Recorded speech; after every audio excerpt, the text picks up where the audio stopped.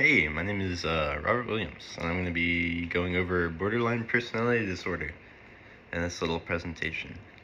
It's something I've always found pretty interesting, and I wanted to explore it a little bit more for this assignment, so I figured I'd make the project about that. I hope you like it. Over the course of this project, I'm going to be using a lot of quotes from the author Kira Van Gelder. She wrote a book, The Buddha and the Borderline, which I read recently, which is very, very fascinating. So I'm gonna be relating a lot to that throughout the presentation. So first slide, what is a personality disorder? Gonna go over these before I actually get into borderline or anything like that. Personality disorders are defined simply as individuals with behavior and thoughts that differ significantly from cultural norms. So this is one of the things that makes it a little bit hard to define, like specifically. Since it only is based on culture, it's based on a little bit more than that. Specifically, borderline is based on a little bit more than that. But personality disorders in general are mostly based on culture. So things that are normal in one culture, obviously maybe not normal in another culture. So say in a culture where gender expression is more open, stuff like that, someone who is like super, super adamant about their gender and only expresses that kind of thing, that might be seen as personality disorder in that culture, but maybe not in a different culture. It all depends on that. There are three different groups labeled A, B, and C. Makes it easy to remember. But not the rest of it. Group A reflects suspicion and lack of interest in others, so that includes paranoid, schizoid, and schizotypal personality disorders. They often avoid people interactions. That's about the easiest way I can sum that up. Group B reflects overly emotional and dramatic reactions in situations where that wouldn't normally be warranted. That's where borderline is, borderline for B. There are other disorders though too, narcissistic and antisocial personality disorders, both in here. People in Group B have connections, but many issues with those connections, and they have trouble controlling their mood and their feelings. Group C centers around consistent dysfunctional patterns of anxiety. It contains avoidant, dependent, and obsessive compulsive personality disorders. So anything that triggers a lot of anxiety in these people, or they have trouble controlling it, things like that. So dependent creates a lot of anxiety from being alone, that kind of thing. They often lack confidence in themselves and assurance that they can do well. Normally, people with personality disorders often have symptoms of one or more of these groups, so they'll have a little B, a little A, that whole thing. It's more like a pool to draw out of than any specific classification. But each specific disorder will fall into one of these, but still might contain bits of others. Going over to the next slide, this is where we get into borderline personality disorder, classified under Group 2, as I stated before. Its main thing is instability. It's also often classified as a deep instability that manifests in emotions, relationships. A lot of the times with their emotions, it's very hard to control, and those emotions are very they're very heavy. They have very heavy emotions. So they'll go from being extremely depressed to extremely happy, extremely angry, and these can all be switched on and off in a matter of seconds. Not voluntarily, but there can be a trigger or something that makes them start feeling super, super angry. I have a quote in here from the book. The smallest things trigger me. In an instant, I shift from a woman to a wild-haired girl kicking furniture to a balled-up weeping child on the bed. So basically, just little things can trigger rapid mood shifts, and it's very, very hard to control. The next symptom, normally impulsive behavior. A lot of people with BPD are addicts, gambling, substances, things like that. Even Kira in the book is a recovering alcoholic. They make changes to their lifestyle, changes to their personality, all at the drop of the hat. Sometimes they'll just switch it up. Yep. Next up on the symptoms list, feeling of emptiness. A lot of them feel very depressed, feel very empty a lot of the time, which can lead to a lot of suicidal behavior. About 10% actually of borderline, sorry, it's all BPs. About 10% of borderline personality patients die by suicide, which is really, really sad that it's like so widespread. And that 10% is only the people actively in treatment, so it could be even higher. Most treatments start with just keeping the patient alive. For example, DBT, which I'll get into earlier or later, the first step of that is just stabilization, just keeping them from doing anything that might cause harm to themselves. And then lastly, on this list at least, they have a lot of trouble in social situations, so they'll be very easily overwhelmed, a lot of anxiety from socializing, things like that. Alright, so next up, I got DBT, which is, wait, no, that's not right. Next up is statistics. Borderline affects about 1.5% of the population.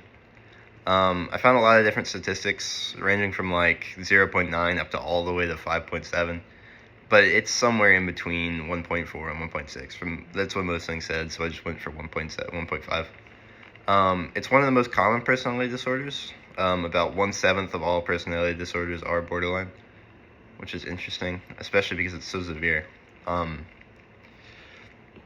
It most commonly affects individuals who have been through a traumatic experience, with about 70% of people who have borderline having suffered physical, emotional, or sexual abuse growing up. Maladaptive attachment styles was something I read about. That can often lead to BPD. It manifests in a lot of the relationships that they have, being very insecure. A bunch of attachment issues from childhood. That's what I got for the most part. So going on to causes and risk factors.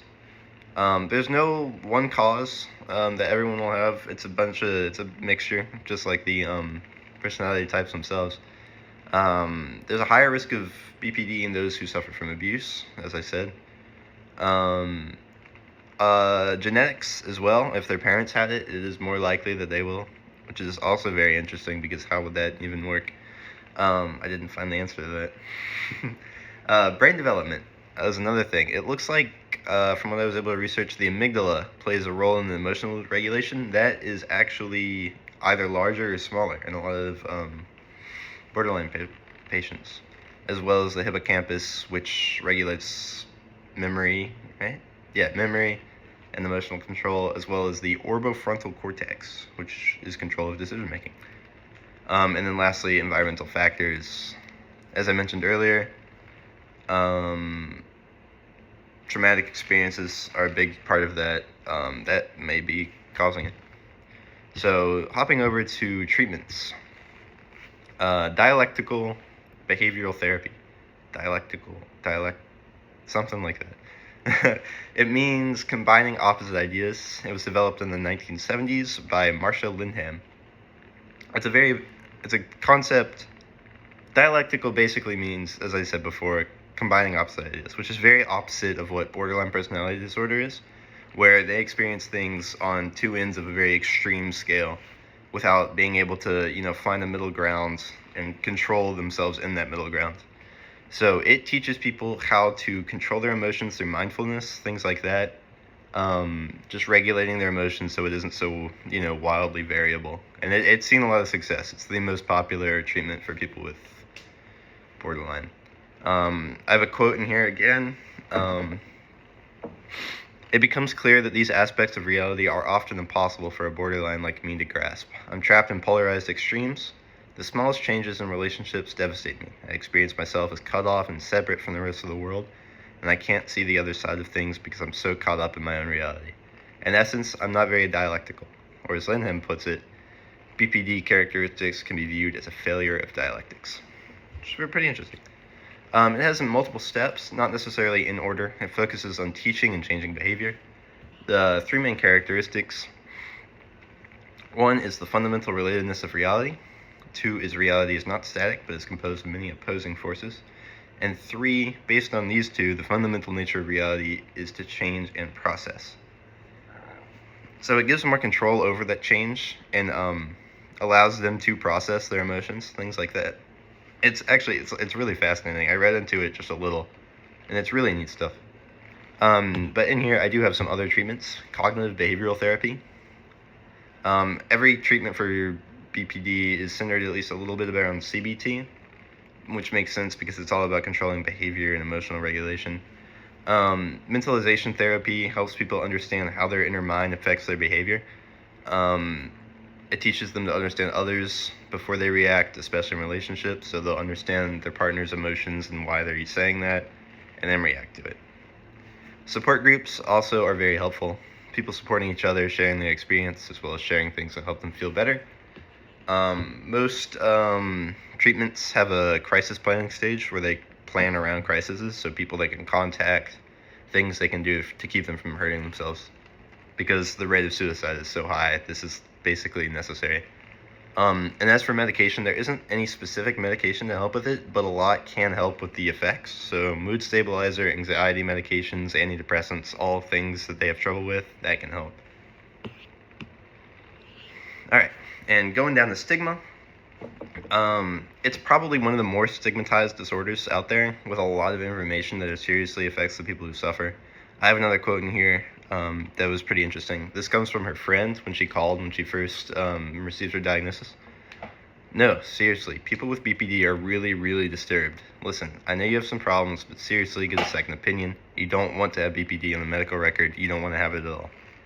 And the problem with things like this, it can really affect people getting treatment. It can definitely discourage them from going out and trying to, find a solution to something that would help them. Because it's just so heavily stigmatized. No one wants to have it.